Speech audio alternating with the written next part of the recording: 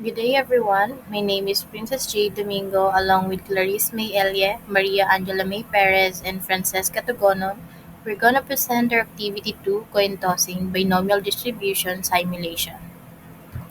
In this activity, we are assigned to simulate 50 coin tosses across 3 sample runs in order to explore the concept of binomial probability and the law of large numbers. So our objective for this experiment is to analyze the result of these tosses and understand how the outcomes, heads and tails, align with the theoretical probabilities.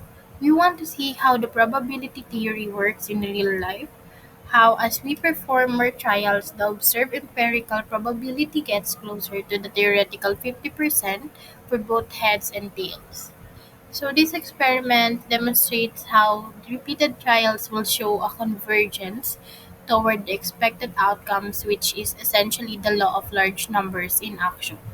The more tosses we perform, the closer the empirical results we get to the theoretical 50-50 split between heads and tails.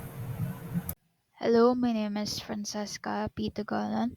I will be discussing the methodology used in this simulation. So first is the simulation setup. In this simulation, the process of tossing a pair of coin was modeled by conducting 50 coin tosses in each trial. Each coin toss could result in two possible outcomes, heads or tails. Then the simulation was repeated 3 times to observe variability and convergence in the result.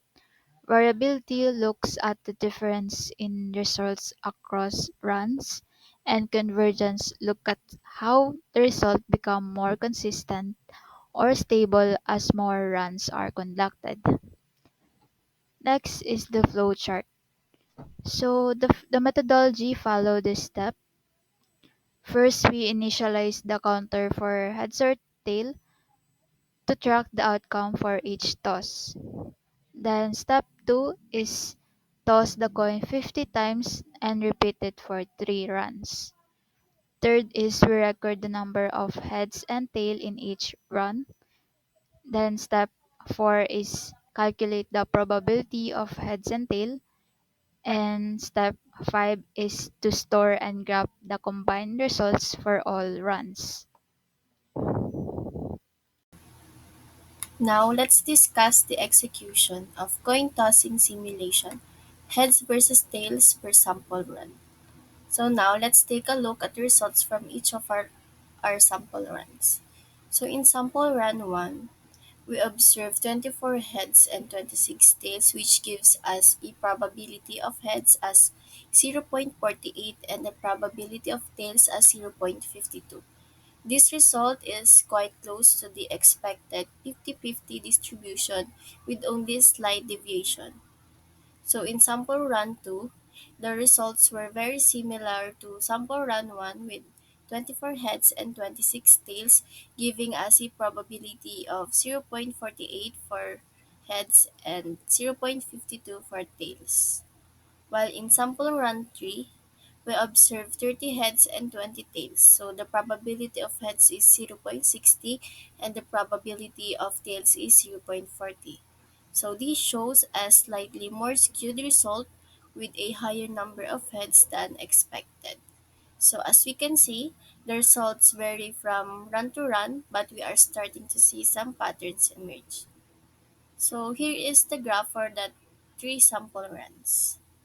Here we have a bar graph that visualizes the results of each sample run. So in sample run 1, we see that the number of heads is 24 and tails is 26. The difference is minimal, which shows that the tosses are quite balanced. So in sample run 2, the results are similar to sample run 1 with 24 heads and 26 tails, while in sample run 3, the number of heads is 30, which is higher than the tails, 20. This shows that randomness can sometimes lead to more extreme results in a small number of tosses. So this graph helps us visually compare the distribution of heads and tails for each run. Now let's move on to the cumulative results across all three runs. So we have a total of 78 heads across all three runs, and we have 72 tails in total. So when we calculate the cumulative probabilities, the probability of heads is 78 over 150, which gives us 0.52, while the probability of tails is 72 over 150, which gives us 0.48. This shows that when we combine the results from all three runs, the distribution is very close to the theoretical expectation of 50% for each outcome. So even though there was some variability in individual runs, the cumulative results are very close to a 50 over 50 split. So here we have the cumulative bar graph, which shows the total number of heads and tails across all three sample runs combined. As we can see, there are 78 heads and 72 tails with a very close distribution overall. The cumulative probability of heads is 0.52 and the probability of tails is 0.48, which closely matches the expected theoretical values for a fair coin toss.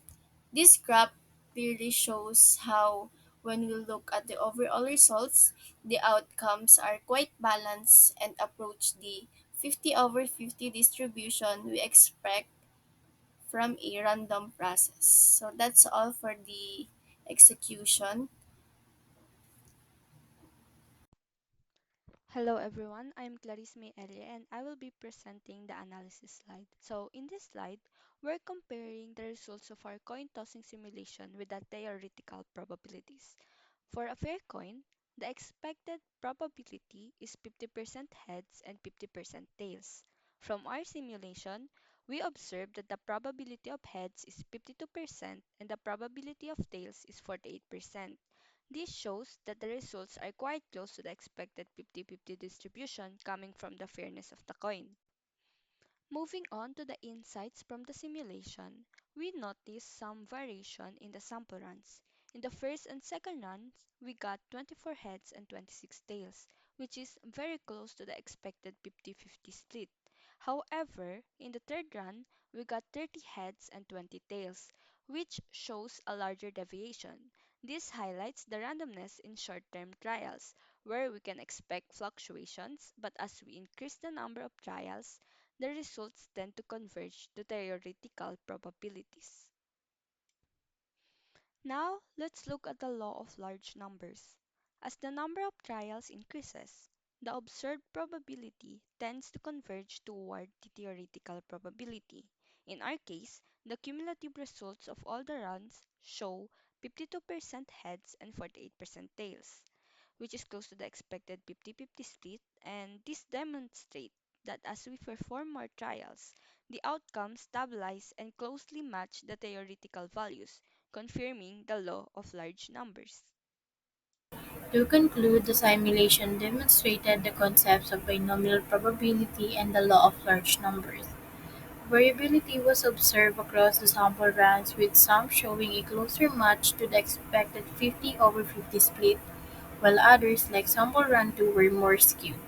The cumulative results showed a convergence toward the theoretical probabilities, with 52% heads and 48% tails, closely matching the expected 50 over 50 split. The key takeaway is that as the number of trials increases, the observed probability tends to approach the theoretical probability, which is a key demonstration of the law of large numbers.